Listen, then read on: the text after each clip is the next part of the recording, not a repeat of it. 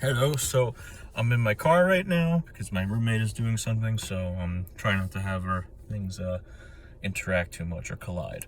So, as far as liberating the curriculum, what does that mean? I think it can mean a number of things. So, I feel one of the most intimidating things about becoming a music major or going into music education, music academics, is the fact that it's going to be mostly classical music. You are not going to be playing rock music generally. If you are in a music program, you're going to be playing classical music, you're going to be playing jazz music, and that's basically what is considered to be sophisticated and the overall mainstay of music programs.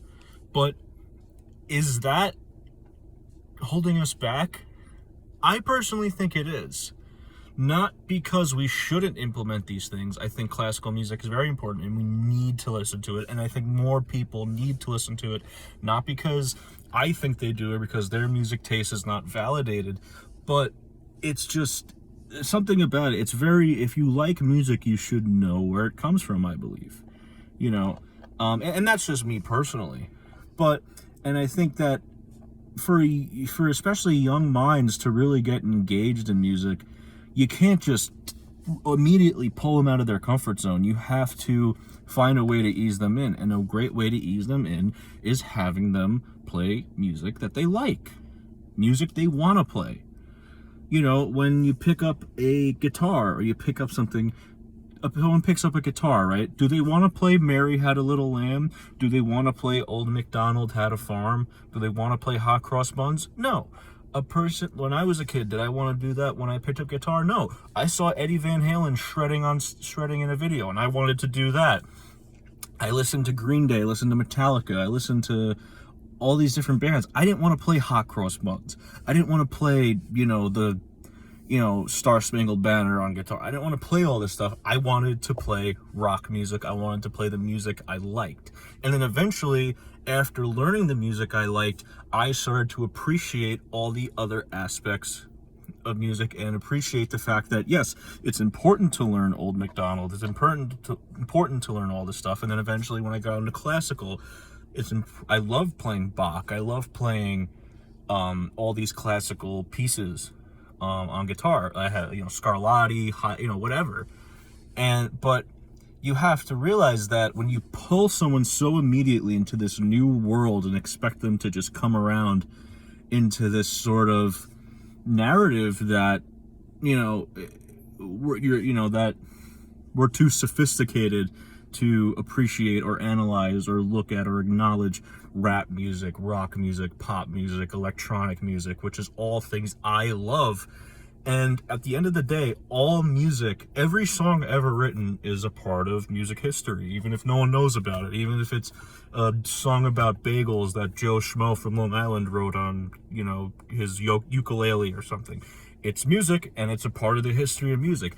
Billie Eilish, Drake, all these pop stars are still just as much a part of the history of music as Bach, Beethoven, as all these people that we as music academics have to appreciate. And we do appreciate it. But when it's shoved down a young person's throat where it's just not going to I don't feel it's going to resonate as much. I don't feel that they're going to be engaged.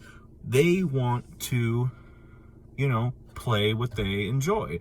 And if you have them analyze while implementing music theory and oral skills and all kinds of things, if you have them able to analyze music they like and make their new knowledge of music theory and whatnot applicable to their analysis and their playing and their creating and embracing them composing, whether it's, and not hold crazy expectations for what they can do, you will probably see more people playing music. I think you will really see more people playing music, and that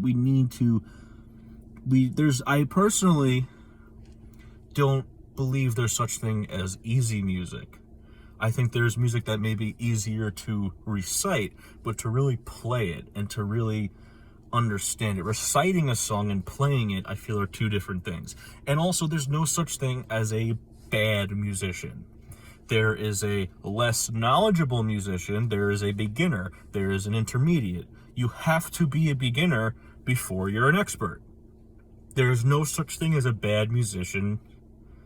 Every musician is just on their musical journey, and we have to embrace that messing up and being a beginner is a good thing. Mistakes are a good thing. And the more you learn and the more you move forward, that you can learn to fix your mistakes, but also knowing that you're where you need to be as a musician. So I hear people all the time, I'm not moving forward, I'm not progressing as a musician. I'm like, well, maybe because you are where you need to be, you need to slow down.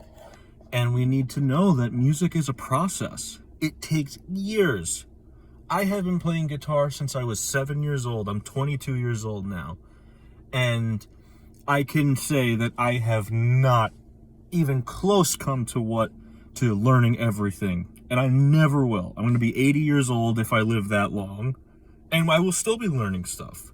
So we need to know that you are always going to be learning as a musician. There is never going to be a point where it's the be-all, end-all. You are always going to be learning, and we need to embrace that as well. And we need to embrace our beginners just as much as we embrace our experts. Thank you.